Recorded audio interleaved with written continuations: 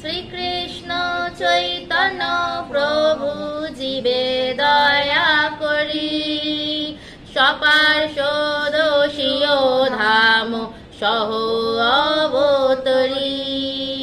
অত্যন্ত দুর্লভ প্রেম করিবারে দান, শিখায় শরণাগতি ভকতের প্রাণ।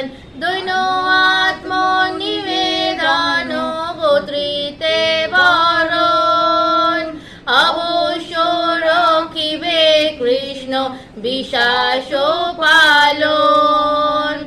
ভক্তি অনুকূল মাত্র কার্যের শিকার, ভক্তি প্রতিকূল ভাব বর্জনাঙ্গীকার। সরঙ্গ শরণাগতি হইবে যাহার, তাহার প্রার্থনা শুনে শ্রীনন্দ কুমার। রূপ সনাতন পদে দন্তে তৃণ করি, ভকতি বিনোদ পরে দুই পদ ধরি।